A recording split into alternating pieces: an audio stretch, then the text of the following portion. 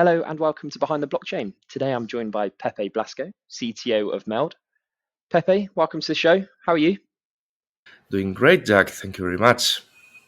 No problem. So, Pepe, for those people who don't know who you are, could you introduce yourself, please?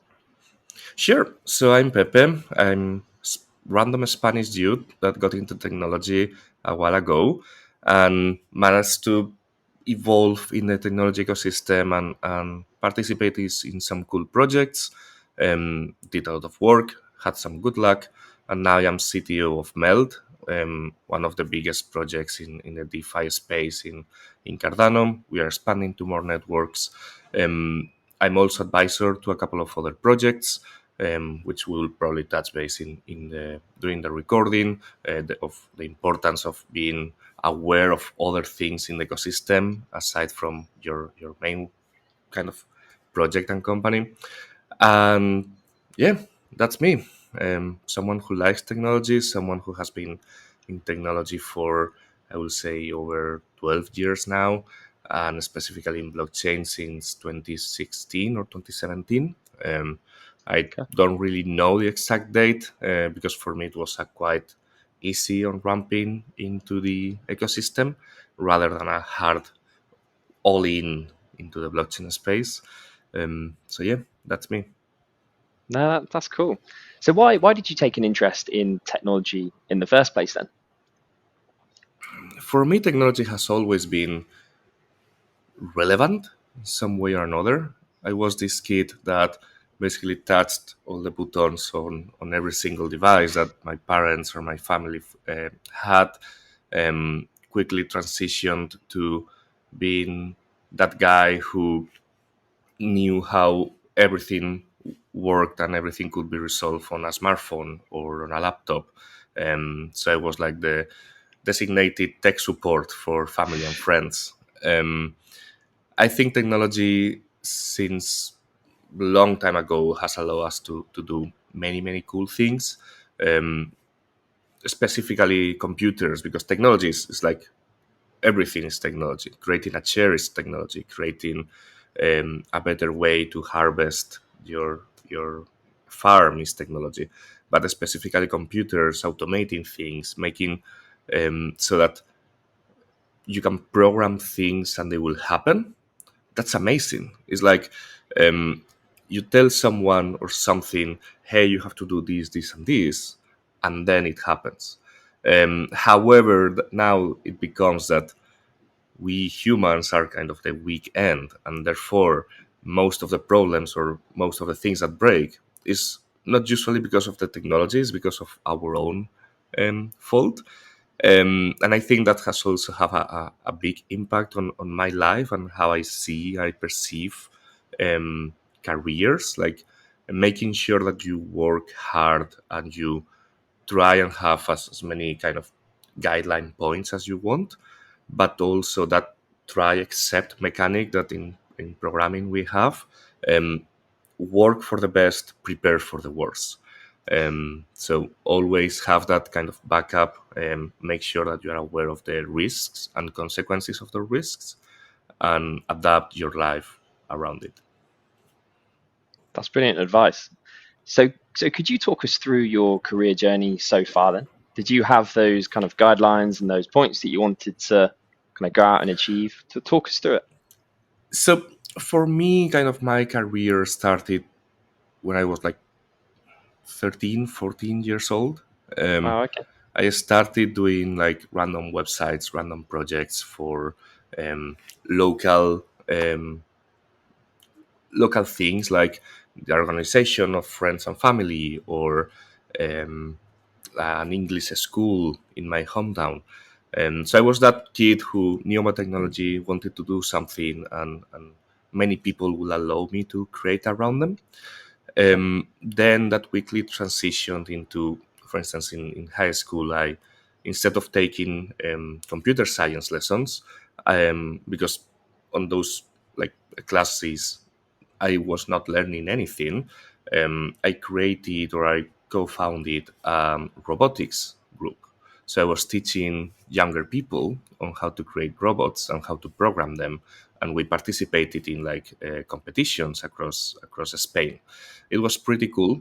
Um, More or less around that time, I was already kind of freelancing and creating websites and creating things. Then got into university, and though those things kind of took a pause, I was focusing on projects there, um, Mhm. doing other things like ethic hacking group that I co-founded also while at university. But I think the initial step for me, like what most people will consider the start of my career, was when I got an internship for working in the blockchain space in one of the biggest consultancy firms in Spain. I was there for 2 years, from like an intern all the way up to almost leading teams and starting to be like the point of contact for a couple of projects in the blockchain space. It was all pretty new. We didn't have all the cool tech and cool standards that we have right now. Then I had the pleasure to be able to jump into a smaller startup in in the city I was living. Um, the reason I did that jump was, first, it will allow me to get that kind of startup feeling. I had been in like corporate world for a while, and I didn't really like that. Even though we had some agile methodologies and were pretty cool, I wanted to like go to the trenches, so to speak. So I joined Climate Trade, a blockchain-based marketplace for carbon credits. Worked there for year and a half, 2 years. Joined as the first internal tech person. Um, Evolved into the CTO role, but was kind of a fake CTO role. We can debate more about that later, but CTO Okay. role means different things on every place. So back Yeah. then, CTO was basically like talking a lot with external partners, coordinating development, coordinating things, um, but maybe not having that kind of high impact on um, kind of mid to long term planning of the company. That was still most on other stakeholders. Um, COVID happened. I started working remotely for that company, and then I realized I could work remotely for either that company or any other company in the world. So um, I got contacted by multiple recruiters. I was not interested in any of the offers, but then um, one kind of highlighted in my LinkedIn inbox, and did an interview for them. Had like a double my pay kind of situation, so it was a no-brainer for me to jump and to working fully internationally, still in a like that was like the real DeFi. We did blockchain stuff, but we didn't do DeFi back in climate trade. When I Mhm. joined composable finance and advanced blockchain, which they had kind of like an interesting like mix together between them. Um, it was full on DeFi. I joined as a base Solidity developer. I consider myself to be a developer rather than a manager. It's kind of deviates from it, but quickly transitioned into like doing more leadership on teams and on projects in that company, um, and transitioned to more of like a tech lead role. Advanced blockchain and composable finance, if anyone had interest in it, they had some up and downs a couple of summers or like last summer. Um, Bunch of people got laid off. I survived, but I was repositioned to a different project which didn't align with my personal interests. So I kind of lived pretty well for the summer, worked on that project that was not really my passion, and then it was after summer when I got contacted by MELD through our recruitment agency, and it just clicked. It just clicked. I met with Ken, the founder. We had multiple calls, and we were discussing about how to build a team, how a team should be. what are my preferences and um, what the project aimed to be.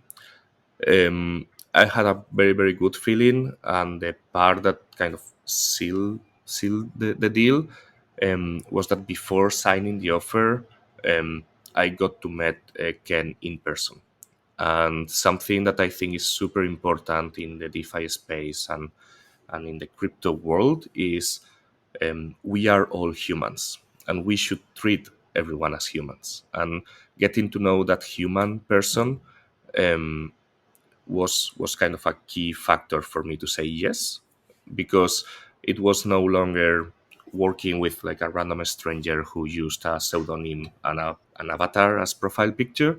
It Yeah, was be able to go for dinner with someone and discuss things about professional lives and personal life, and you see that person, you see that that person likes what he's doing, loves the project. And we have this like kind of test, like we are working internationally, potentially we are going to be traveling a lot. Is this the person I will sit next to in a plane for 10 hours? If yeah, you don't pass that filter, um, and you will have to get in a plane for 10 hours with someone, um, then I think that's very important. And it meld, I'm CTO. My first task was to like build a new team in different kind of roles. Um, we hired, I believe, like 10 to 15 people back in December. And we've been working on creating non-custodial wallets and DeFi solutions since then, um, with a pretty surprising good result from my perspective. I think the community may be having different opinions, but when you are kind of behind the scenes and you know everything that's going on and all the work that is put into developing and doing these things, for me it's been a great journey, and I really hope that it goes for a prolonged period of time. I'm sure it will. That's a really interesting journey. So you were chucked into blockchain right from the very start of your career, then, really. Yes, Um, I say career yes. after university, as opposed to when you were Professional 13, 14. career Professional rather career, than yeah, freelancing and all of that. Yeah. yeah, for sure. What was it different, or how does it differ working within a consultancy company within the blockchain space and then working directly for a startup? What are the differences there? It has positives and negatives. I think as everything in life has positive and negatives. Yeah. The biggest positive that I see on a big company is everything is there for you. There is procedures for traveling. There is procedures for time off. There is procedures for you need a new laptop. There is a procedure for it. Yeah. So you don't have to think about those extra things. You need to focus on your work. Those procedures can also be a problem if, for instance, when you need to purchase a subscription to something, then it takes 2 months for you to do that. Yeah. That's not good. Um, I think startups are, you need to have multiple roles at once. Like, depending on the startup, but generally speaking, you need to take care of yourself and take care of the product at the same time. Mhm. It's more about, okay, so I develop, but maybe I also have to do um, tech support for the marketing person, and then I also have to like jump on something else. I need to go and buy my desk and assemble it myself. um, Yeah. and it's just a different perspective. I think I was pretty lucky on that kind of first jump from a big consultancy to a Spanish startup. In Spain, we've we have a very very very good set of like work conditions. We have a lot of vacation, paid time off. Um, Everything is like super taken care of. I think it's one of the best countries to do that. Um, and then when I jumped internationally, I didn't have that kind of upside. Like when I was telling people I used to have 30 days of paid time off, and they were like, what? That's not gonna Yeah. happen here. And it's like, fair enough, that's okay. Like, you play the game of international, you have to follow the rules of international. Yeah. Well, I guess being international, if you wanted to go and work somewhere else, I'm guessing you could kind of pack up your laptop or something and go and work from a nice location somewhere. Um, Yes. I've done that kind of locally for the last 2 years. Um, I've had like a week in Italy, a week in London, a week somewhere. I think that flexibility is super cool. I've not gone to the point of like going and live full time in Bali or in yeah, Bogota or like in outside of Europe. Simply because for me, um, and I understand most people do that either for kind of taxes and financial reasons or simply because they really want to live that experience.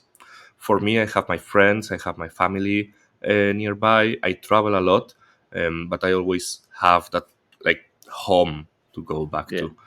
Um, that's fair enough. and I think that's a very good balance for myself. But definitely, I know people who are constantly traveling or they are in a faraway place, and they are enjoying life because they are discovering new cultures, they are discovering new aspects that they don't have back home. Um, for me, I think that time may come in the future, Okay. but as of now, I prefer to stay home, um, and kind of have everything under control, um, because work is always chaotic. I prefer my personal life to not be chaotic. Yeah, it can be chaotic. Coinciding with launching Unveil last year, I decided to pack up my flat in London. My girlfriend and I started moving around and working from all sorts of different countries and traveling around and that sort of thing, which is great and it's really good fun. I'm not complaining about it because I'm really lucky that I get to do it. But getting into a routine when you go to different places can be quite tricky. So if it's chaotic at work and obviously working kind of all hours under the sun and this kind of stuff, then yeah, it can be quite disruptive, I suppose, to keep traveling around to different places. Um, but yeah, I kind of just learned to you learn to adapt, right? And you kind of I've adapted to it quite a bit, I guess, over the last 12 months, and it's been yeah, I'm in the flow of it now. But to start with, it was Yeah, definitely I disruptive. I guess for you it also helps that, you've gone with your partner, with someone Yeah, who, you both have that kind of same flow, so to speak. yeah, um, and I think that's something that is maybe a pivotal point for someone who wants to do it. Either you travel alone or you travel with your kind of core pack, so to yeah. speak. No, no, I agree. So, did you always know that you wanted to be a CTO then? I didn't know what the fuck was a CTO, and I don't know if cursing is allowed on the podcast, but, Yeah, um, sure. if you ask a kid what do you want to be when you grow up, CTO is not something they will tell you. Like, Hmm. um, maybe now that kind of terminology is a little bit more expanded, um, but the reality is that, um, I will translate it more to like technical director, which is a Okay. more traditional, way of calling this role. And no, I didn't really always wanted to be a technical director. When I was young, I pictured myself in kind of this big servers room, like in Google or Amazon, Okay. and managing a lot of computers and servers and doing that. Um, I During university, I also like started, learning more about networking and Cisco, and I studied certifications and a bunch of these things. But then I quickly realized that I would rather be on the application layer, rather than the infrastructure layer. Hmm. Um, for me, I still consider myself to be a developer. Obviously, my current role has a lot of management positions and a lot of management aspects to it. I don't really code on the day-to-day basis, and that's something I'm sad about. I always tell the people in my team, please call me. Like, I want to help on anything that I can help. I don't want to be in boring corporate meetings. I would rather be with you, fighting with a bug, trying to think about something cool. Um, and however, I think that kind of transition into a CTO role was something I benefited, and I hope and I work hard to make sure that it benefits people that work along with me. Because for me, um, when I think back about the bosses that I had during my career, my best experience was when they were able to code themselves and they were technical people rather than someone who was always a manager. Mhm.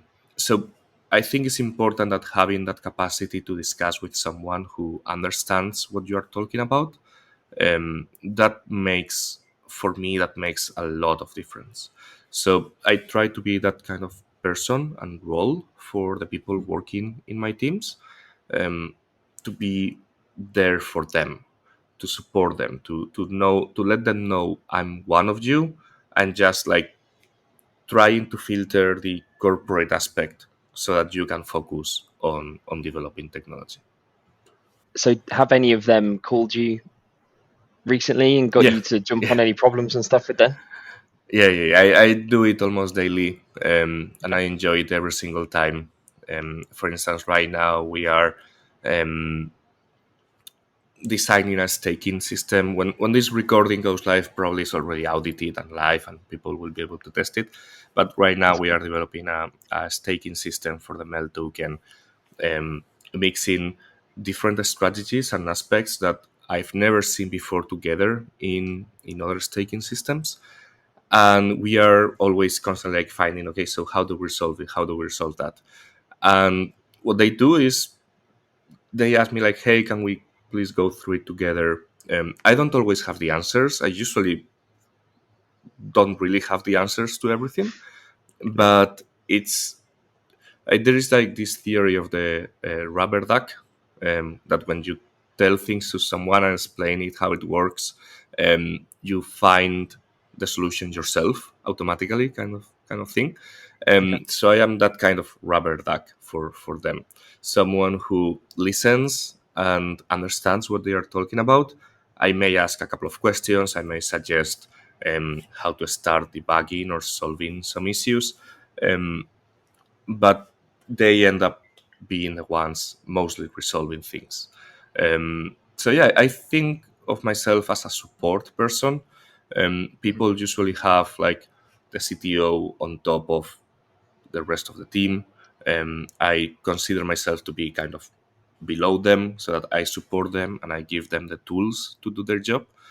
And That's I cool. think this is, from my perspective, if I were in a developer position, that's what my CTO or ideal CTO will look like. Someone who I can call, have a human to human conversation, support each other, and he takes a lot of the burden from me and gives me time and focus so that I deploy and I do um, good projects and good code. Yeah, I think that's a really nice way of looking at it, to be honest. Um, I can imagine a team are really, yeah, really grateful for that support, you know. And I think the job of a manager is to enable your team to be able to fix problems, right? You don't have to know the answer to everything. I don't think anyone knows the answer to everything, especially in Web3, It's because you're solving problems that it haven't been solved, right? So, Yeah, it's impossible to know the answer of everything. yeah, We are all humans. There is only so much things that we can know. You have to make sure that you are surrounded by intelligent and good people, and mhm, especially people that know how to resolve problems and find solutions. And that's, I think, the key. The key is not about knowing about everything. The key is knowing about how to treat a problem and face it in the way that will give you a solution. And yeah, the moment that you are able to do that, You don't care if you're writing it in Python, JavaScript, Solidity. It's all about the mentality. It's all about the way of facing things. Yeah, I agree. I like that. So problem solving is obviously something that you've kind of developed, I guess, over your career, and it's obviously helped you achieve your current position. Is there anything else that's really notable to you that you've learned over the last, 10, 15 years that have really contributed to the position that you're in now? So I think obviously you need a technical baseline. You need to be able to understand what you are doing, the concepts behind, specifically in crypto and blockchain. You need to know about the benefits and also disadvantages of blockchain. Hmm. So the technical knowledge is kind of baseline. Problem solving, I think, is one of the key points for anyone becoming a senior position in any company. Um, and then the third one I will say is be a human. Remember that we are all humans. We can all make mistakes, and what we need to focus is on solving those mistakes and making sure that we are aligned. I've been in teams where the culture and the relationship between people were super kind of tense and difficult, and like you didn't really know the person. You maybe only knew like the avatar and the name, and every single conversation you had with them was purely technical. That's fine. You may have relationship like that in a professional environment. I think it's also important, or it adds an extra value to get to know people at a human level, because when you treat everyone as a number or as an avatar, you consider them to be perfect every single day of the week. But then when you start to know them, you know that I don't know, I may have a bad day because I fought with my partner yesterday, or um, your grandma just died, and that will have an effect on your work for the next week, or even I don't know, like you went partying yesterday and today you don't feel 100% of yourself, and those are things that are important to humanize. And personally, something I really do believe is that we should work in order to live rather than the other way around. If you live to work constantly, you are missing out on a bunch of things. You need to work, you need to make sure that you achieve your goals, because it's going to be like a big part of your day to day. So you have to be comfortable and you have to be happy with your work. But at the same time, you need to be aware that that work is just giving you the capacity to live a good life. Be able to go to cool restaurants, be able to spend time with your friends and family, be able to do some sports, be able to travel. Um, if you are the richest man on the cemetery, you've not achieved uh, the goals, at least from my perspective. There may be Yeah. people who wants to be the richest man of the cemetery. No, I like that. So if the team go out partying and they give you a call in the morning and they say, I'm going to be a little bit late today, uh, is that It's something that usually you say, yeah, sure, start at lunchtime, don't worry uh, about it? I mean, we do have a very, very flexible schedule, because we have Okay. people working from Europe, from Asia, from America. So everyone is kind of adapted to the fact that you are not going to be able to call someone at 9 in the morning every single day, because Mhm. your 9 in the morning may be their lunchtime. Yeah. Um, so yeah, some people have called me like on this week, their daughter had was ill. It's like, okay, take it easy, or a familiar just died, or I went partying for the weekend. It's Monday, not my best day, and those are things that it has happened on the last month, and it's fully okay. Obviously, there are limits to it. Yeah. You cannot be like coming back late every single day of the week, or drunk, or having a um, bad mood every single day. Um, but once you understand that everyone is a human and everyone um, behind the scenes is a person with the hobbies and also with their problems, then it makes communication in a team so much better. Um, in MELD, for instance, I've met almost every single one of my team members in person, That's and nice. it's a super super clear impact on the relationship that we have, because and it makes sense. You join a new team, it's like the CTO or the cool guy, like the intelligent person. And then we met in person, we grab a couple of beers, we comment about life, and then we have that human connection. We know each other. It's not just about um, Pepe, the CTO, telling me to do these things. It's like, if Pepe cares about what I do, if he's telling me to do something, there may be a reason about it. I can ask him about the reason, and we can have those kind of more grabbing a coffee kind of conversations that in Yeah. remote environments are not easy at all. Yeah, because that kind of leads me on to another question, really, because I think there's a lot of companies in Web3 that are, most companies in Web3, to be honest, and most projects are completely remote. You guys are obviously quite lucky, and you're lucky that you've been able to travel and meet them, or maybe flown them to meet you, whatever it might be. But a lot of people don't get that opportunity. Have you got any thoughts on how you can try and build that connection or help grow the team culture without being able to actually meet people face to face? I think that's one of the hardest things to do when building a remote team. Okay. And the reason for it is because if you try to push it from a management perspective, like from the top down, it will never work.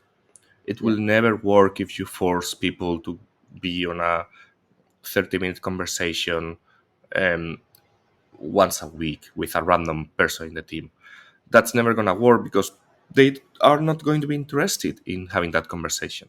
So, Mhm. something I will say to everyone working in remote teams is tell your manager you want to be in contact with your partners. Tell your manager that you want that human connection, because then when you do that, the manager will be able to mostly or most occasions create that kind of ecosystem. Um, I think no one will say no to a suggestion from a team saying, we want, I don't know, a 30-minute call with a random person in the team every week. Or in my previous project, where we had was once a month, and the company gave us an allowance of like, I don't know, $10, $15, like nothing too crazy.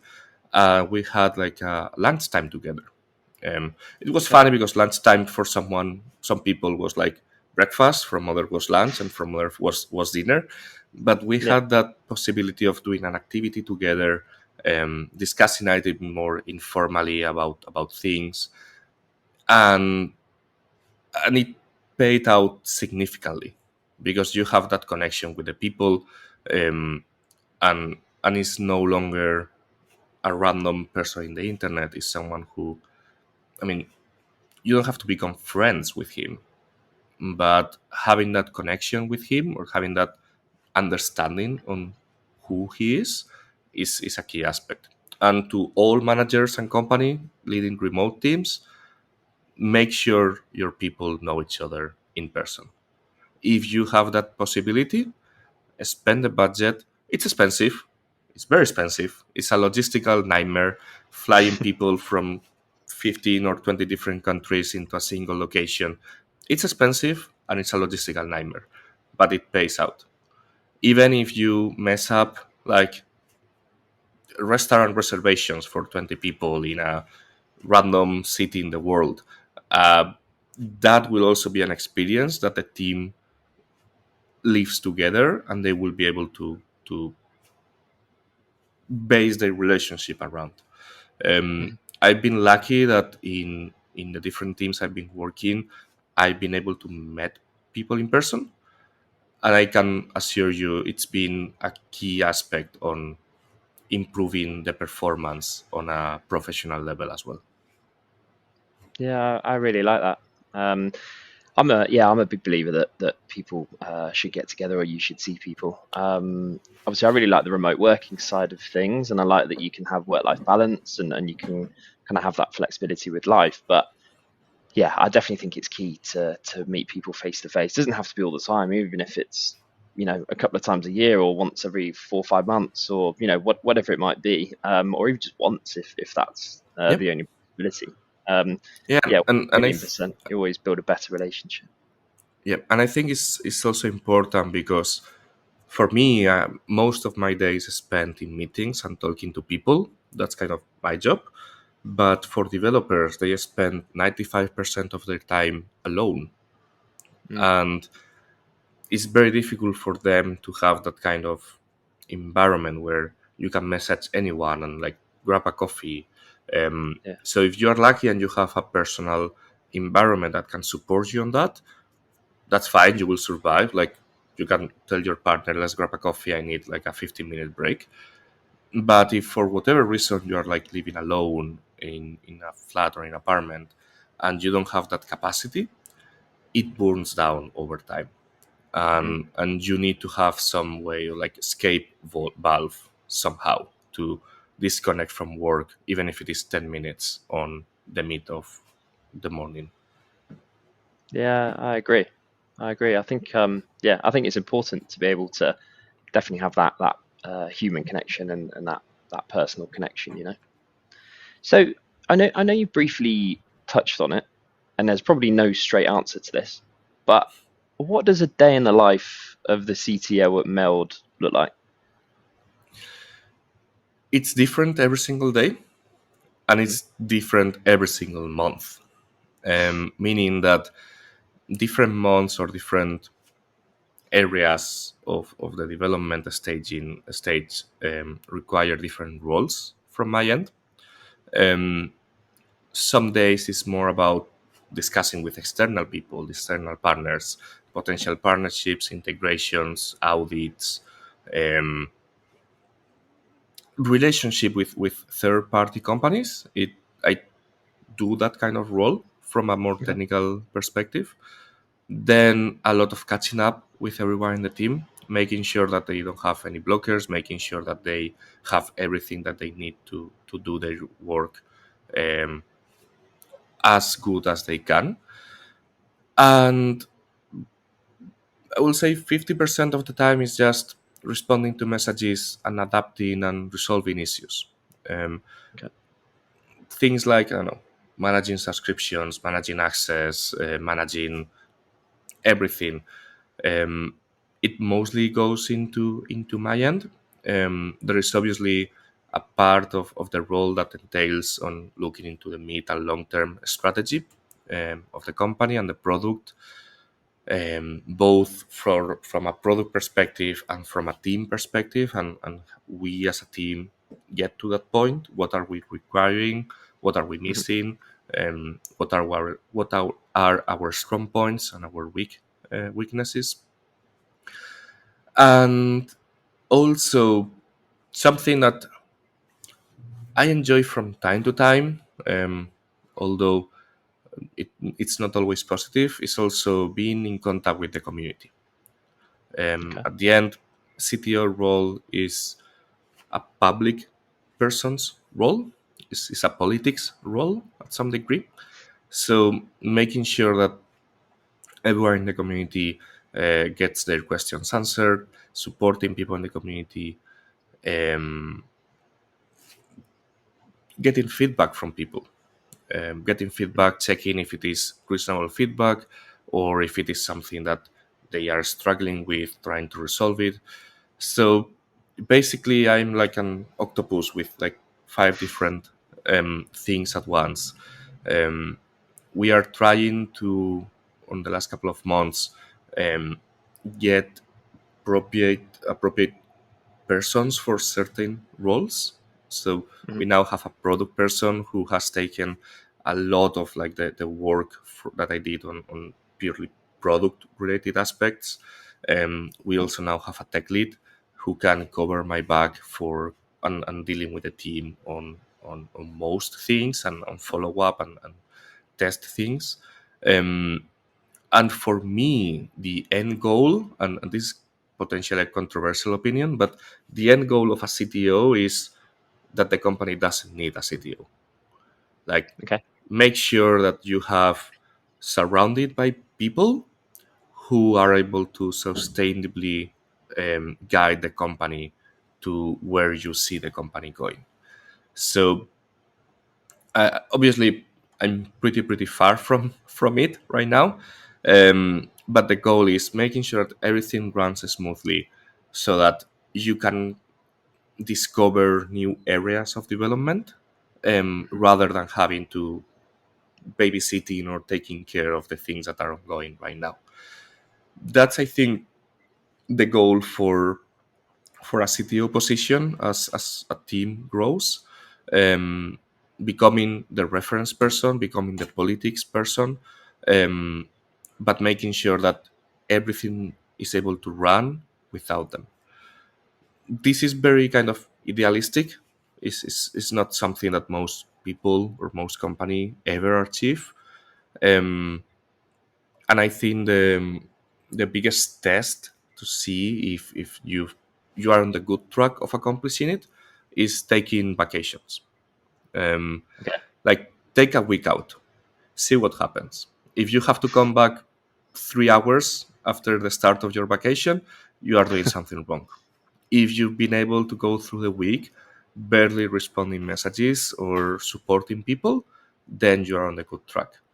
Um, I mean, I would love to believe in a constant vacation. That's not the case. But I think that's a pretty good kind of reference point.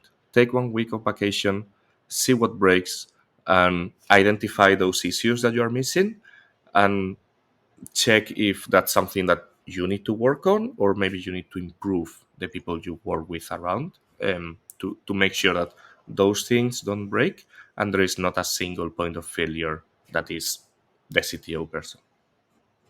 Yeah, I like that. I like that. So yeah, for any managers listening, any CTOs listening, yeah, take a week out and see what happens. Hopefully, after listening to this, we don't see loads of projects falling apart because everyone's taking vacation and stuff hasn't been done. But Be we'll see. reasonable. Be reasonable on the vacation. So could you introduce us to Meld in a little bit more detail? You briefly touched on it, but it'd be great to understand a little bit more about the project. So the goal for MELD is bringing together traditional finance and crypto, like melding them together. That's Okay. one of the reasons for the name.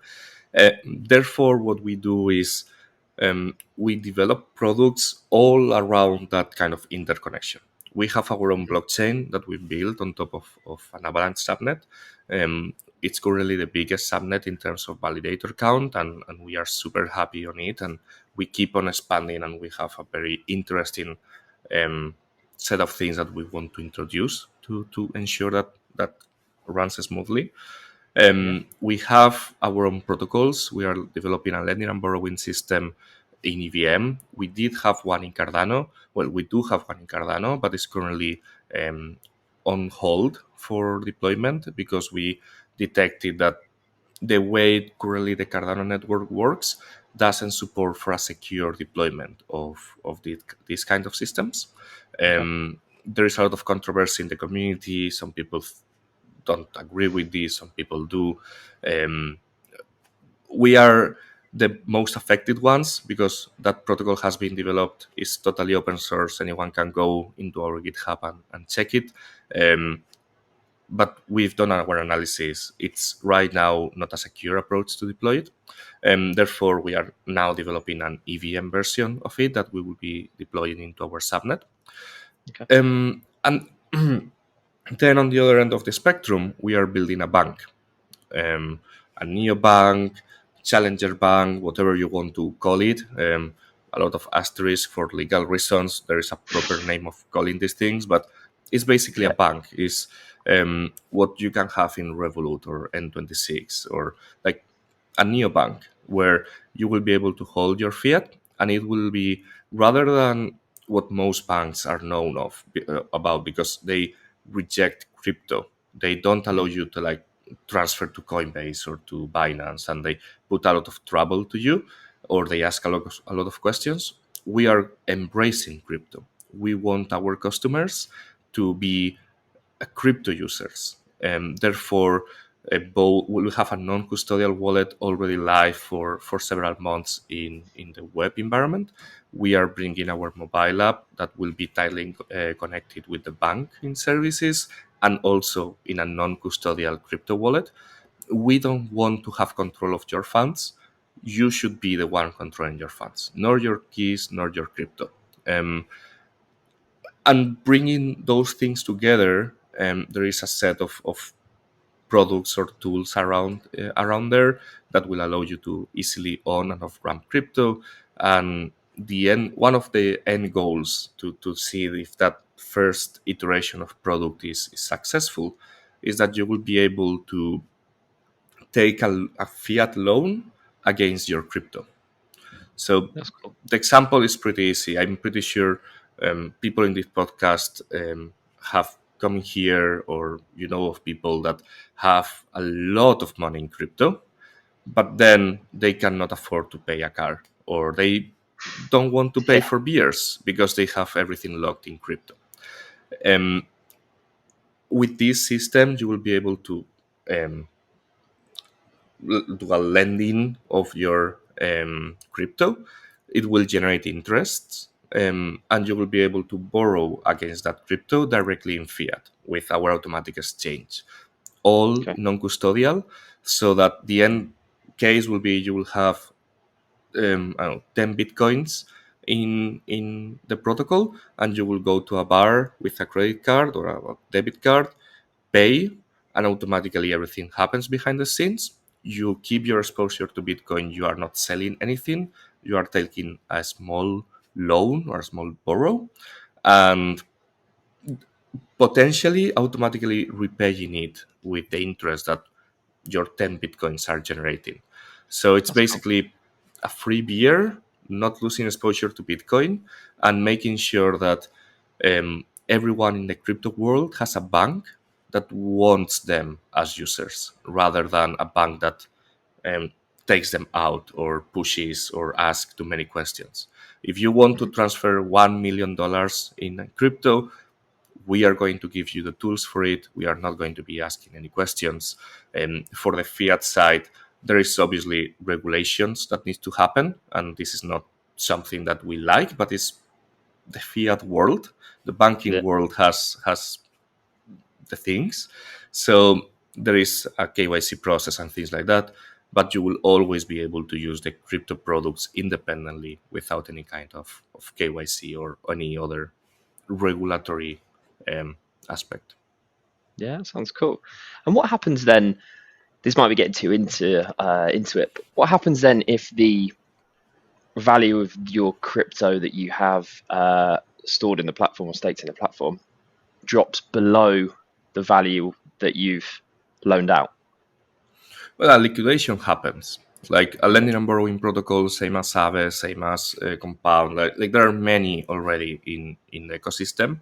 Um, if you deposit 10 Ethereum and you borrow half of that in USDT, and the Ethereum price drops below a certain level called the liquidation threshold, usually people have like a 50% margin until the real kind of price match happening. Okay. What happens is a liquidator, basically a bot or any user, can pay off your debt. So, like if you've borrowed, imagine like $5,000, the liquidator pays those $5,000 and gets the position that you Price of got, the debt. the Okay. 10 Ethereums or things like that. So you basically lose those 10 Ethereums, you get liquidated. The money that you have is on your control because it's non-custodial. We cannot. It's impossible for um, any kind of smart contract system to take your money from you without approval. Yeah. So you have your $5,000, but then your position is closed. You no longer generate interest on that deposit, and you no longer are able to like repay your loan and get the initial deposit back. Yeah, okay, I understand. Yeah, it sounds like a really cool idea. And I guess it's helping people become their own bank, right? With the lending, That's borrowing, and exactly all our that stuff. tagline: be your own Yeah, bank. yeah. I was reading the website actually. I was looking at the project, so yeah, I did steal that from there. I'll be honest. Yeah. But no, it's cool. I like it. So so what's it really like then working within a Web3 startup? Obviously, there's this whole kind of glamorous view, I guess, of working within this really cool emerging tech industry that's right on the cutting edge and solving all these problems and this kind of stuff. But what's it really like, kind of on the ground when you're in it?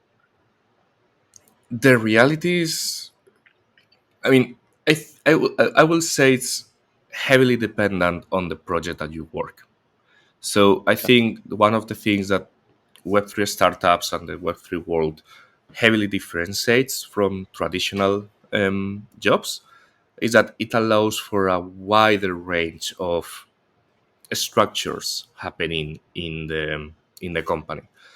It allows for companies that maybe work fully in an office, while others that work with fully remote teams, others that are more human friendly, kind of meeting reasonably every week, every month, every couple of months.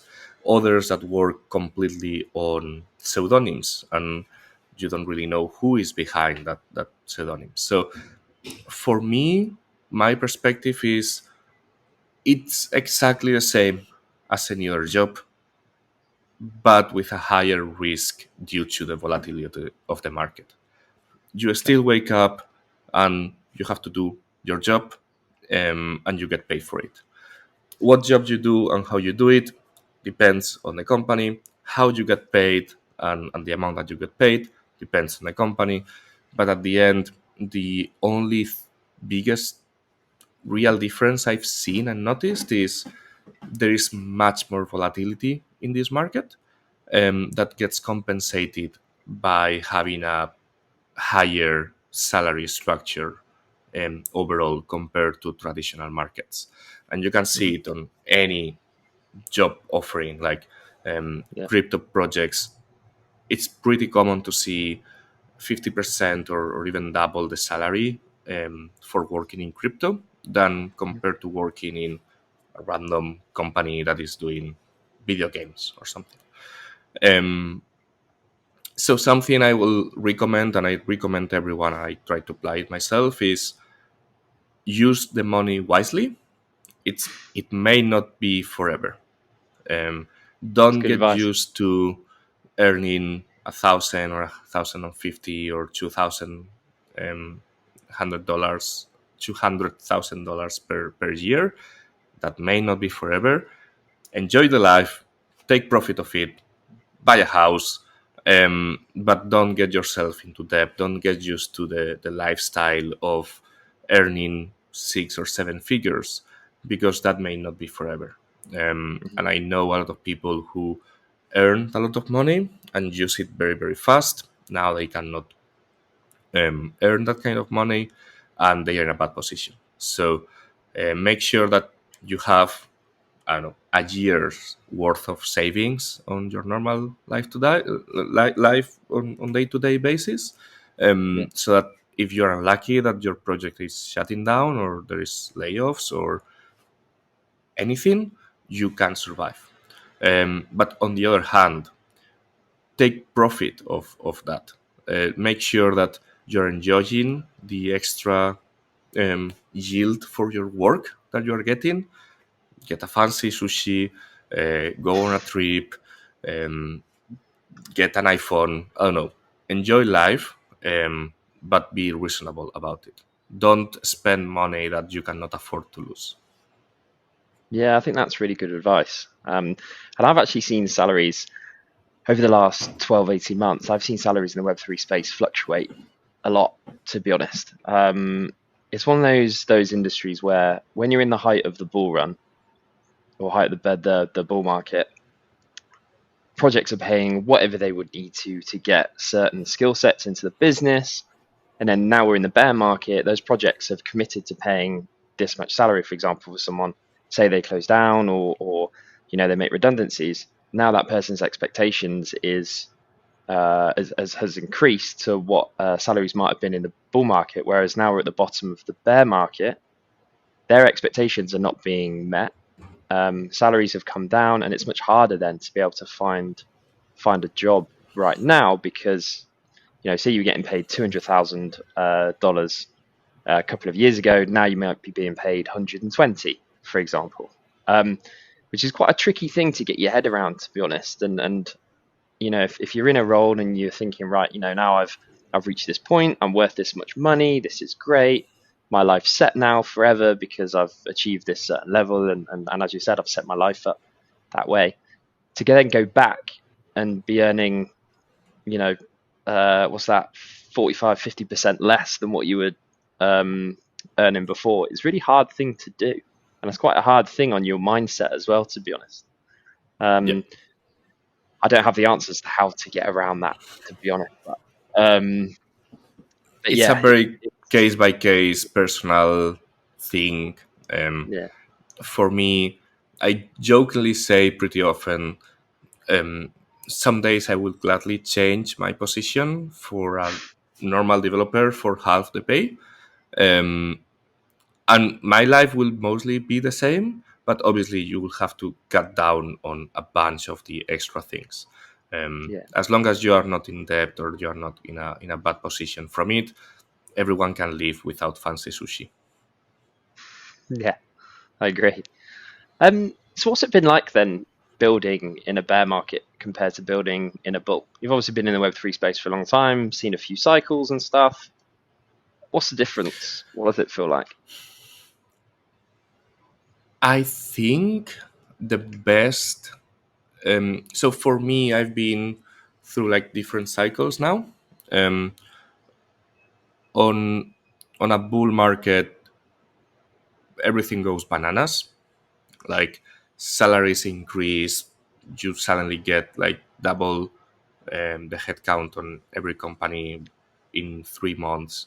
Um, so there is like a lot of growth because there's a lot of um, pressure from investors that are giving you a lot of money, and Yeah. but you have to give me this very very fast, because if you are 1 week late, you are missing out on a potentially huge opportunity.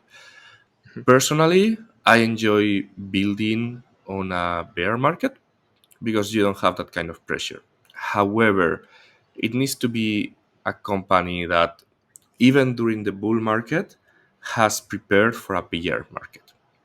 Yeah. You cannot have, as you said, like super high salaries because then you will have to fire people. You cannot have triple the amount of people that you really need to build your product, because then you will have to cut those people off, and that will have a super negative impact on the morale of your team and on Mm. the way that you set up everything. um, I also think that, and some people may benefit from it, but auditing projects on a bull market cost you like 5 times more than in a bear market.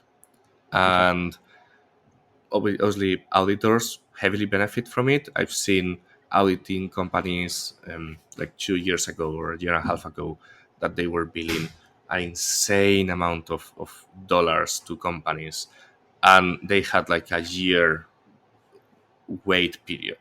And it's like, how can you achieve that?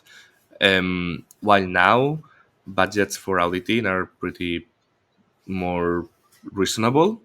And Hmm. right now, I'm looking for an auditor on certain smart contracts. I've been able to reach 7 to 10 different like high level auditors. None of them had more than a week um, before we could actually start. Wow. Okay. That's a So big difference. it's a super big difference. It makes the experience of building much much better for projects. Obviously, for people who are financially invested in an auditing firm, they have a different set of criteria. But Yeah. for builders, um, it's a way better ecosystem to navigate. You have to manage very very well the community sentiment. I was about to The ask. real Yeah, Yeah, some people, when your token goes down like to a third of the price it was a couple of months back, no one is happy. Like, investors are not happy, token holders are not happy, employees are not happy, because sometimes I think, for instance, on the Mail Telegram chat or the Discord chat, there are some people complaining about the token price being low and we don't do anything to solve it. And it's like, come on, guy, do you really think I'm not interested in the Mel token price to be 100 times what it is right now? Like, part of my salary and part of everyone's salary is in tokens. It's on our yeah, best interest for that token to be as high as possible, um, because we will make money out of it. Same way as community people make money out of it. Um, so I think handling the community is something very, very important in the crypto space. I do think that there is a lot of people in a lot of communities that um, they are not aware of the risks that it entails investing into a company. When I mhm, started in the crypto space, it was all about like, you put $10 in Bitcoin and tomorrow we will have 15. Um, that's not the case. It has never been the case, but for a period of a couple of months back in 2017, 16, 18, more or less, it was like, yep, tomorrow is 20% higher. Um, it's not the case like that. Don't invest money that you cannot lose. For me personally, every single cent that I have in crypto is money that, if everything shut down tomorrow, my life will still survive. It will be a mhm, huge impact, a huge like loss for me. Um, but I've not invested any money that will compromise my life. I've not mhm. taken a loan against my house. I've not taken and maximizing credit cards. And I think that's super, super important that everyone needs to be aware. Don't risk money that you cannot afford to lose. And I think it's pretty common sense, but we still see some cases where it's not the case. Yeah, for sure. I guess when you're building in a bear market, it's actually really hard to keep the community spirit there, I guess, and kind of keep that real community feel and that um I guess that really great and kind of feel good environment within the community, which I guess is super tricky. But I suppose then the other side of that is that there's a lot of people in the community who know how the crypto cycles and crypto markets work, right? There'll be Yes, certain people and there is saying when Lambo, when Moon, all this sort of stuff. But then uh, the people who are complaining about the token price and stuff, at least right now, I mean, you can't exactly call the crypto gods and say, "Hey, can you just pump the whole markets, please?" Like, it just doesn't work like that, right? So, um, but yeah, I can imagine it's a tricky thing to navigate for sure. yeah, I mean, the one of the coolest thing is most communities slow down during these periods, so you are able to get to know your community. I know the people that are frequently talking in Telegram, in Discord. I respond to them. We can have conversations. The biggest problem I think right now is, even if you have 99% of the community, let's say, happy or passive, if you have 1% of the community that is negative, that's the feeling that gets transmitted, because Yeah, negativity travels super super fast. You can get a lot of comments like, good job, the new update looks amazing, everything works perfectly, than if someone goes and says, this is crap, you are scamming, or this is a rug pull. Everyone feels bad. yeah, And it's something that we have to deal with, but it's something that sometimes I guess people saying these things don't really understand the impact that it has on the builders. Um, because I'm spending 12 hours a day or more working in this project. I know everyone in Melt is dedicating a huge part of their day. Is their jobs, is they put a lot of effort, they put a lot of energy. If you read comments on the community saying this is a rock pool, these people are scamming or whatever, it takes all of the energy from you. Mm. It then becomes a situation where you say, why am I spending this amount of energy if these people are just thinking I'm doing nothing? Um, so Yeah.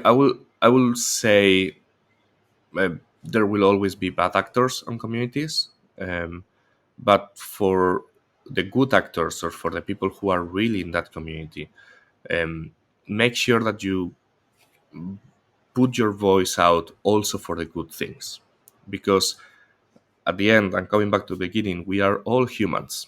Doesn't matter if Mm. it is your boss or your employee, or if it is a community member, or if it is someone from a random project. We are all humans. We also like positive feedback, and that gives us more energy, gives us more willingness to work hard to keep on delivering. If the messages on Telegram are this is a shit show, do you really expect people to like wake up and give 100% of the energy to Yeah. to solve it? I think it's not reasonable. So it's on everyone's best interest to, of course, do your own due diligence. Make sure that if you really think someone is like scamming you, like try to investigate and discard that option. But yeah, I think there is a lot of things that need to change community wise to ensure that projects run smoothly. Yeah, for sure. That leads me really nicely into my the next question I had for you. Have you got any advice for someone who's looking to build a career for themselves in Web3? I guess being able to take the heat from the community is one of them, or at least be prepared for Be be the heat from the be community. prepared, but also I would say that's something that will happen anywhere. I can imagine people working in Tesla or working in Google or working in Amazon. Also, don't like when someone calls their product a bad product. Um, but I will say focus on yourself and focus on making sure that you have a path to follow, and then don't uh, use that path at all. Like, have a mental guideline. I want to go Mhm. in this direction. I will assure you, life will never take you in that direction. Um, Life will throw things at you that will be for better, like a random recruiter messaging you on LinkedIn, like, hey, I have this great opportunity, maybe a good thing, or it may be for worse. Um, Professionally or personally, you may have something that prevents you from working for a while. Um, so have an idea, try to follow it, then don't care about it and flow with the life. Um, Work hard, because good things come by luck, but come by luck to those who work for them. If you are sunbathing with a pina colada, you are not going to get an offer from a big company. Yeah, But working very hard doesn't assure you that you get an offer from a big company either. So make sure that you um, are there, but sometimes you just have to be lucky, and you just have to be kind of buying as many lottery tickets as possible. It doesn't ensure that you will win the lottery. So make sure that you like what you're doing. Don't feel if you feel like something like you don't enjoy what you are doing, on your day-to-day life, maybe you should consider changing careers. And it doesn't really matter if it pays you triple what your friends does. It's important that you enjoy your day-to-day, because you are likely spending 8, 10, 12 hours on it. um, Money gives you a fancy sushi but doesn't give you happiness. So make sure that you enjoy what you are doing, and you also take some rest and differentiate your personal life from work. Yeah, that's great advice. And what about if someone is stepping into Web3 for the first time? So they don't have any experience in the Web3 space or with blockchain so far. They really want to get in and they really want to build a career for themselves in the space. Anything you'd advise they do? Any courses? Any skills they should learn? What do you think? There is literally hundreds or thousands of very, very good content for free in the internet. You don't really need to pay like thousands of dollars for a master's degree in Web3. Doesn't work like that. That will give you other aspects like networking with people like you, or knowing relevant people in the space. Yeah. But in order to learn, I've always learned by doing. So I recommend, for instance, if you are getting into Solidity, you take some courses. Like I started with Crypto Zombies. Last time I checked, it changed a lot from what it was when I started. Um, but there are tutorials in YouTube. There are written posts everywhere. Make sure that you understand how things work from a conceptual standpoint. I mean, Mhm. it may seem trivial, or maybe see like common sense, but make sure you understand what a blockchain is, what a transaction is, what gas is. Make sure you understand the different kinds of blockchains there are. Ethereum is the most kind of smart contract evolved or assumed network, but there is also Polkadot and Cosmos, and you may want to get into Cardano. Like, there are a lot of ecosystems. Make sure that you understand one in depth, and have some notions and some concepts about others. And then if you want to get kind of some easy freelancing jobs, create a couple of personal projects, like learn how to create a token, an NFT collection, learn how to use GitHub and forking existing projects, try to modify them, learn how to deploy them, um, create a small portfolio website, and with that you will go into there are multiple freelancing websites. You go there, you put your offer in, and it's very, very likely that someone will start contacting you. And from those early projects that may not be making you a millionaire, but they will definitely give you the real world experience, and the real world contacts that then will lead you to either continue your career as a developer and joining projects and companies and being useful, or creating your own projects by knowing people in the ecosystem and people in the space. So I think that that's generally speaking what I will do if I were to start over. Um, Learning the basics, making sure I know the most common standards and what they really do. Um, for instance, a common mistake or a common thing that I see everywhere is tokens are not transferred anywhere. You don't transfer USDC from my wallet to your wallet. The smart contract below keeps like a record of balances for the different wallets. There is no real transfer anywhere. It's just a variable being added or subtracted. Understand that, and it's going to give you such an advantage over people who are just there for the show or for the money, Mhm. because clients will be able to detect if you are simply bluffing or if you understand what's going on underneath. Yeah, I think that's really good advice. So I think a lot of people look at the Web3 space and think, where do I even begin? Where do I start? Where do I even go? But I think, yeah, I really like that walkthrough and yeah, I really like your advice there on how people can get into the space. So this was quite a just going back to something that we were talking about before. Um, what part does luck play when you're building a successful career? You briefly touched on it, but I think it plays a huge part. Um, I consider myself to be pretty lucky, but also I consider myself to have worked pretty hard to be lucky. Mhm. As I said before, if you are with a pina colada, I mean, you will have to be very, very lucky to get certain things. But if while you're study or your early career, you do some side projects, you learn more things, you try to get interest in the community. Something I've not done a lot, but when I do, it has benefited significantly, is going to events. 95% of the people listening to this will likely have a crypto event in their city in the next 6 months.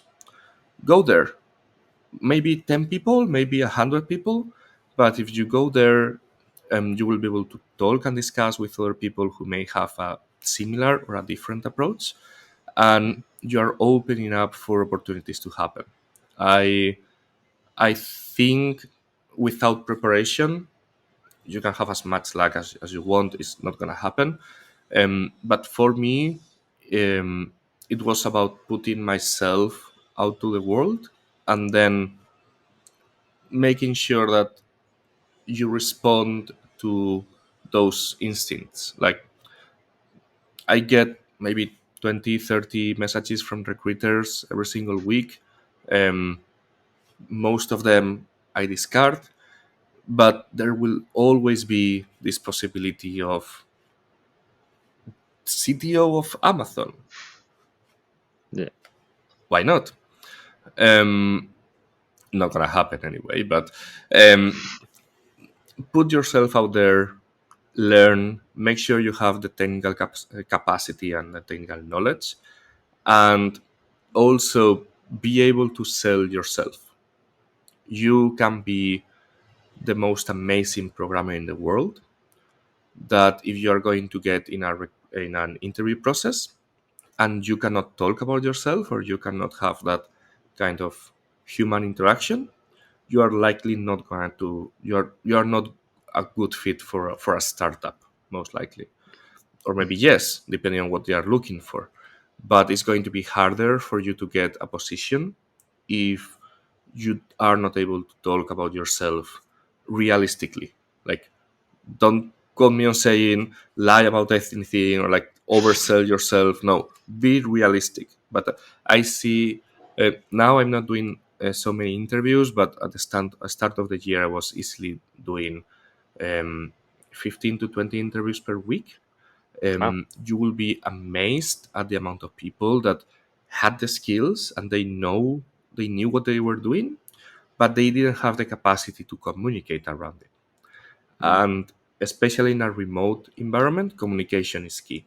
If you don't yeah, have communication, you will never be able to successfully be part of a team.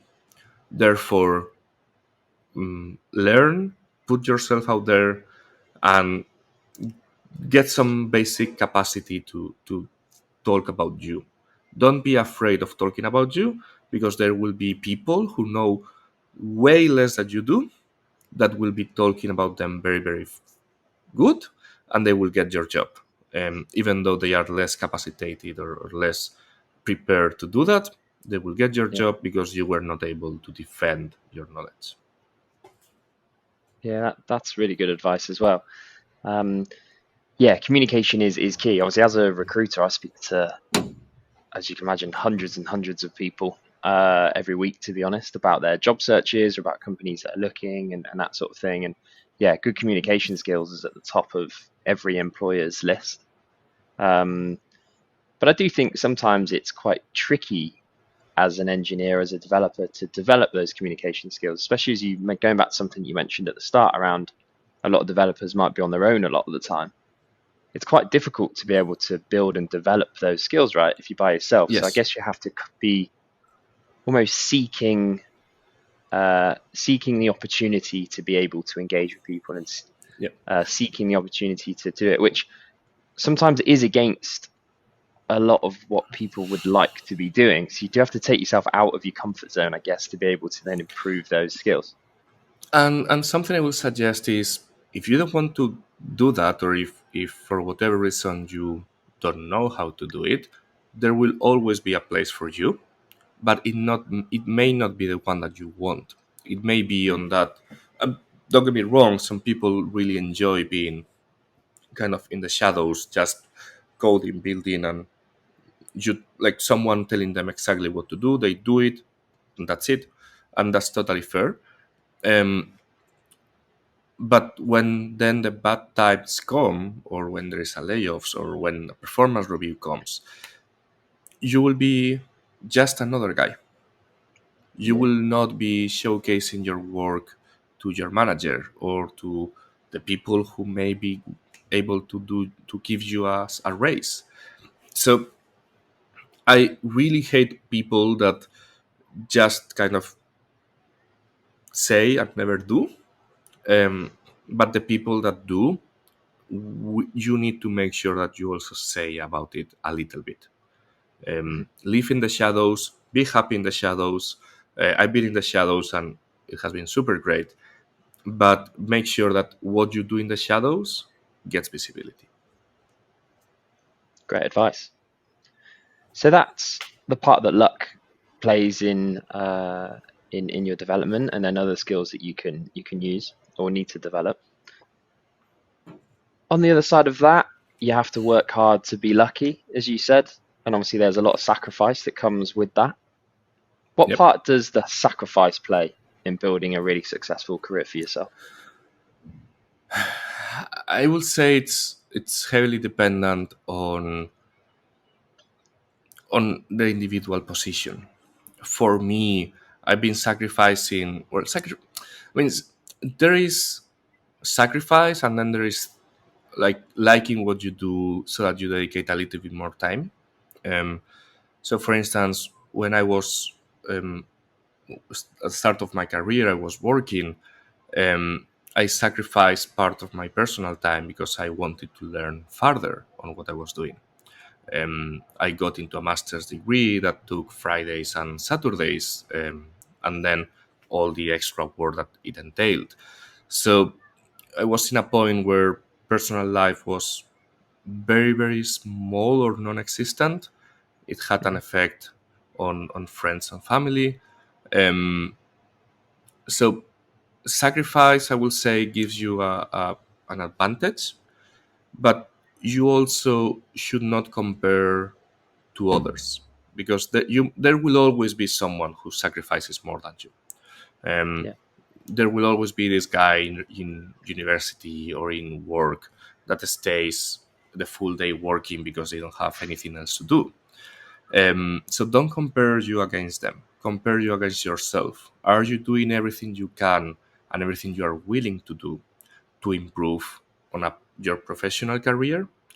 Is it really your professional career, the part of your life that you want to develop at this point? Maybe you're fine on how you are professionally right now, and you will rather you develop yourself personally. And will you sacrifice then having a higher salary or having a cooler job so that you can dedicate more time to your personal life? Um, I think we have 24 hours in a day. Hopefully, everyone gets 8 hours of sleep. So that gives you um, a set of hours that you have to work with, and dedicate to whatever you prefer. We will benefit from having 40 hours a day, and we will have more time to do everything. The reality is you will always have to sacrifice something, until you find a good balance. If you are in a good position professionally and personally, congratulations, keep it up. But you may want to develop further professionally, and you will have to sacrifice some of the personal aspect. Mhm. I will say for me, it was worth it. Um, I sacrificed a lot, or I dedicated a lot of time, for my kind of growth and career development early, and it has paid out.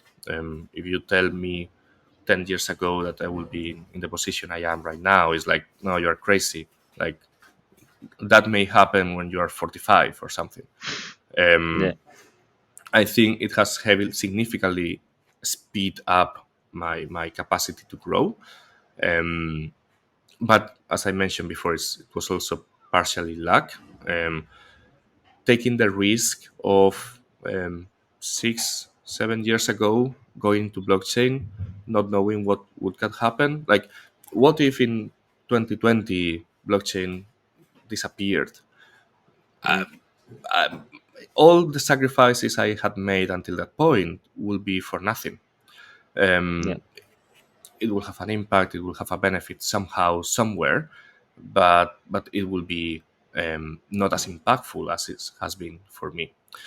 So I will say sacrifice only what you are willing to sacrifice. Don't put yourself in the position where you uh, discard all your personal life because you want to grow significantly on your career. Um, I will recommend you rather do kind of a little bit more consistently during a prolonged period of time rather than doing a lot of like, okay, so these 6 months I'm fully career focused. Um, Mm. those things play out for a longer time frame. As I was explaining at the start of the recording, I started going the extra mile when I was like 12 and 13. Um, so it's like 15, 20 years of timeline wise that it has been a consistency on dedicating time and effort to my professional career. Um, but again, it's very, very different for every single person. We are all humans, and we are different, and our surroundings, our context is different. I was lucky that I was able to dedicate more time to that because I have a supportive environment around me.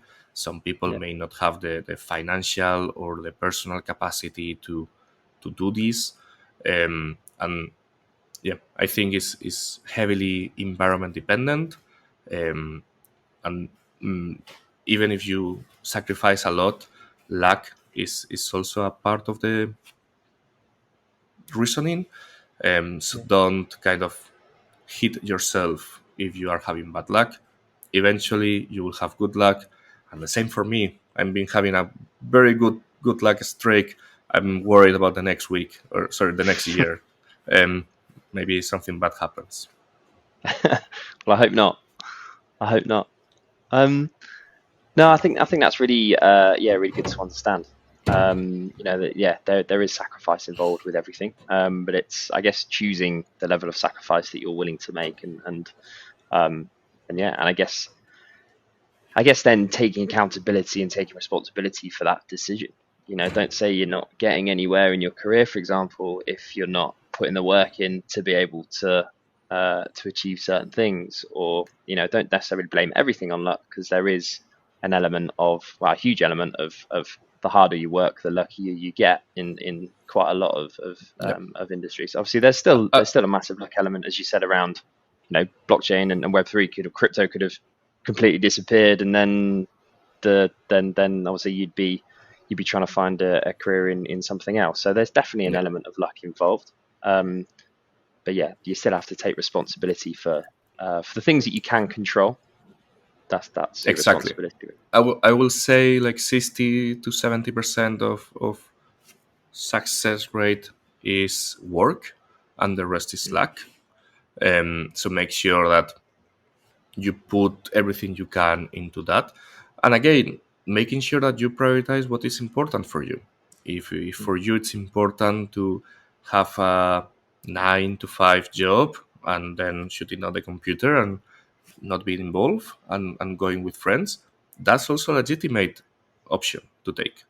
Don't tell, um, and I know this may be kind of like throwing stones our own roof, but don't let people tell you what success looks like. Success is not being a CTO. Success is not being an entrepreneur. Success is not being a millionaire. Success is different for every single person. And for you, success may be having a family and having enough money to support it, go on a trip once a year, and uh, eat mac and cheese every single day. That's fine. If Sounds success for great. you, if success for you is that, work towards that. Don't work towards something that someone else is telling you to work towards. Find your own thing, live with it, and if people complain and tell you you are doing the wrong thing, listen to their feedback, but it's your life, and you have to do whatever you like. Yeah, I agree. That's some really good words. And also, I think as well, your version of success can change. What I thought was successful when I was 20 is completely different to what I think successful is now. And then in another 10 years when I'm 41, 42, then it'll be completely different again, probably. So, Yep. yeah, don't necessarily feel like you have to think, right, this is what I think success is, and then that's that final decision made forever, because it's really not. Yeah. Also, Um, because when you think success is something and then you accomplish it, I can assure you it will evolve. mm, Like if I tell myself like 10 years ago, do you think as it will be successful if you're a CTO of a company and you get like interviewed in podcasts for things? It's like yes, of course. But then I'm here. I think I'm fairly successful, but there is still a long way to go to like achieve final success. Because final yeah, success is never going to be achieved. You are always going to be with wanting something more, something more, something more. yeah, I agree. I agree. If I again similar to you, if I look back, 5, 6 years ago, and I think back then, if you'd have said to me, right, in 5 years you're going to have founded your recruitment company, you're going to be traveling the world and working from remote locations daily and monthly, you're going to be going to different countries and traveling and doing it at the same time. I think that looks great. Sounds brilliant. I've nailed it. And then you get here in the moment and you're actually thinking, I could do with making, a few more placements every month, or, I could do with growing to a bigger team, for example, or, there's always that next thing, right? Um, so no, I completely agree with what you're saying. Um, so if someone is stepping into a similar role to you then for the first time, is there any particular advice that you'd love to share with them? I will say two or three key points. First, it's been kind of the topic of the interview, but be a human and make Mm, sure that people know that you're a human and acknowledge that other people are human. Um, Second, I will say be the boss that you want to have as a boss. Be the kind of person and the kind of um, contact that you would like your boss to be like. Um, mm, Maybe not in that new position, but if you take yourself like 3 years back, what is my ideal boss look like? Try to be that person. Make sure that you care about the people that you work with, and make sure that you create an environment for everyone to be successful, not only yourself.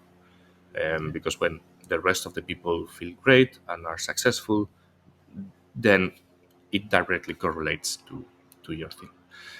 The third one is um, accept that there's going to be challenges during the journey.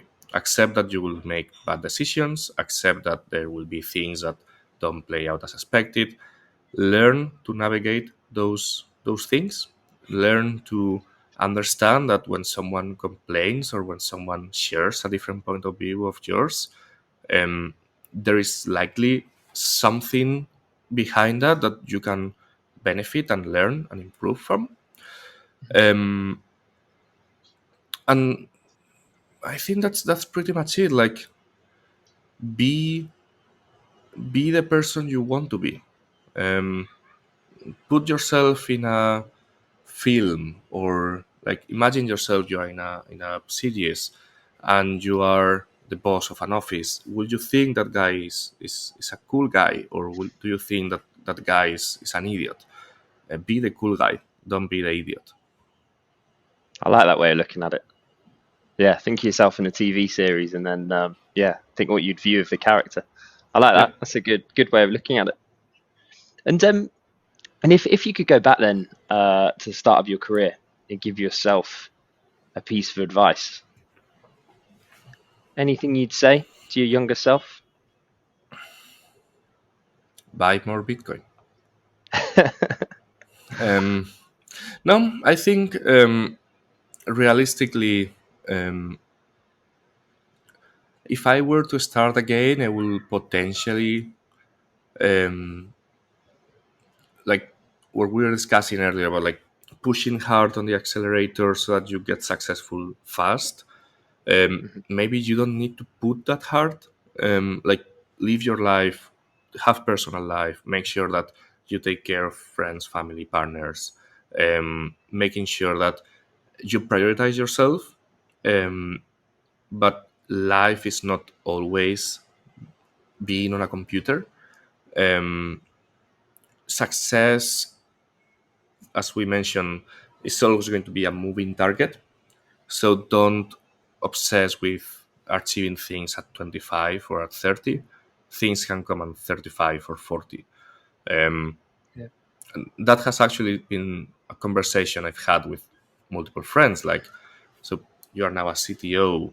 What's your next step? Like, how does your career move from here on the other like 20 years that you have to work, or like 30 or 40 years I have to work?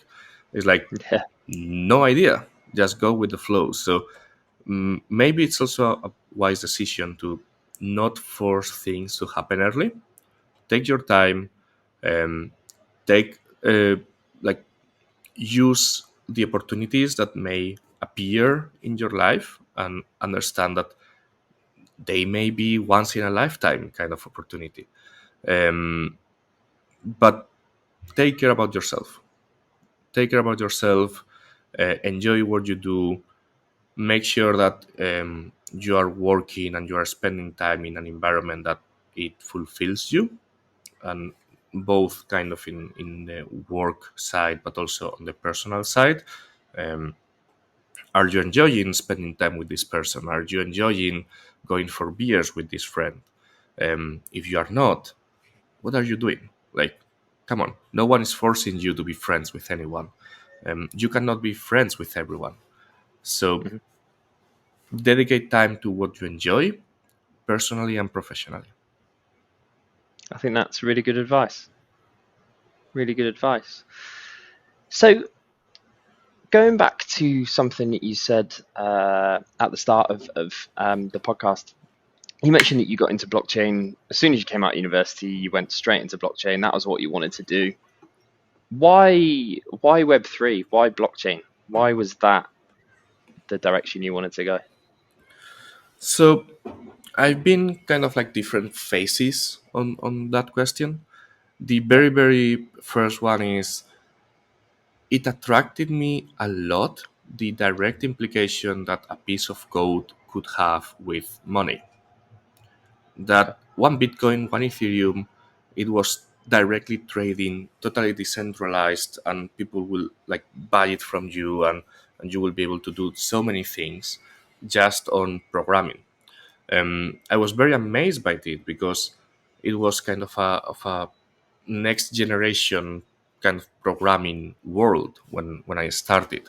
I do think it's still like that. So that extra level of relationship that code and technology can have with financial and money, um, super cool. Decentralization, I also think is super important. Um, it doesn't make sense to have everything centralized in a single entity. We have too many things centralized, and don't get me wrong, they probably work fine. Like Gmail, how many Google accounts have a Gmail service? It's fully centralized. If Google goes down, the world will collapse because Yeah. everything is based around Google, the search, the emails, the Google Maps. Like everything will collapse. And the risk is not that Google collapses. The risk is that Google stops liking you and blocks you as an individual. And the reality is, Google and many other companies have the capacity to do so. In a decentralized environment, those risks can be avoided. There is always a risk. There is always a point of failure. There is things that can go wrong.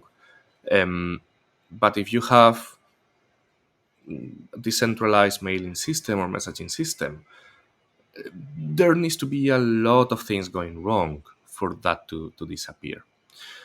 Um, so that was kind of the main points that got me into the blockchain space. Then I had this kind of area or timeline where um, I started seeing the reality of building in the Web3 space and how the limitations play out. And honestly speaking, there were some times where I didn't really care about the blockchain things I was doing because they were not real blockchain things. They were, um, we are just putting blockchain on these for marketing purposes or for having a higher capacity to get investment. Yeah. They didn't make sense from a blockchain perspective. So on those period of times, I was here just for the money, and that's fair. Like, if you do a great job, you provide value to the company pays you for it. You don't really have to enjoy everything every single day of your life. You are enjoying maybe money rather than the product itself. So high Um, end sushi. yeah, high end sushi is very good. Um, but then I came back once I got more into DeFi and decentralized finance. Blockchain right now gives a lot of opportunities for so many people. Um, People in let's say in development countries can easily get access to internet and a computer, and suddenly they compete with people who studied in Cambridge or the MIT or like places like that. Mhm. So it opens up for a lot of opportunities from many different people. It also opens up for a lot of cool projects to happen, and it allows you to participate in an industry that it's relatively early stage still. Most projects are still kind of research projects or proof of concept, or like, let's see how it goes. Yeah. It's an ecosystem that is still in development, and being part of that kind of evolving system makes you learn things way faster because you learn about things that work and you learn a lot about things that don't work. I think that's good. I think everyone I've spoken to so far for the podcast has been really really bought into the mission of blockchain and the ethos and the decentralization side of it, and being able to give equal opportunities to people from anywhere in the world, really. There's a real kind of common theme that runs through everyone that I've spoken to, and I think that's really important. It's a really important thing to understand if you want to get a career in the space or build a career in the space as well, is you have to be interested in it. I think you said before that people will be able to quickly work out if you're faking it and if you're actually truly interested in it or not. So I think if you're not interested, fair enough. Um, but if you are really, really interested in it, again, make sure that that comes across when you're speaking to companies and this kind of stuff. Um, is is there anything that you would like to change about the Web3 space? Many things, many things. Um, I think all of these, like, anonymity is super cool and it's great and it allows for a lot of things. Hmm. But the fact that a lot of projects are totally anonymous, I think is a risk or is a problem. Um, when you do it kind of external facing, I get it. You may be a crypto millionaire. You don't want your face to show up so that you get mugged in the streets. Um, but when you work with those kinds of people that even internally you don't know their real name, and you have to call them like Stormtrooper 112, whatever. um, that's not an environment I enjoy working in, and it's an environment that, sadly, from my perspective, is very very spread in the ecosystem. I'd Yeah. rather enjoy this, um, and some people may think like this guy is called Pepe, like the frog. Like, no, sorry, I was called Pepe before the frog. So, um, the the nicknames in the space is something I would rather change because it gives the perspective of, I don't know, like maybe not being so serious or so professional or so. And this Mm. may be like an old guy kind of thing. Like, you don't care if your name is Jack or if your name is Stormtrooper, if the work that you do is the same. Um, but it allows for that personal connection to happen. It allows for the general public to understand what you're doing. When I Yeah. tell my friends, no, I work with a stormtrooper, it's like, who the fuck is that guy? But if I tell my friends, no, I'm working with Christian from Colorado, it's like, cool. I don't know the guy, but it's a person. Mm. Um, I think being persons will help a lot on driving the industry further.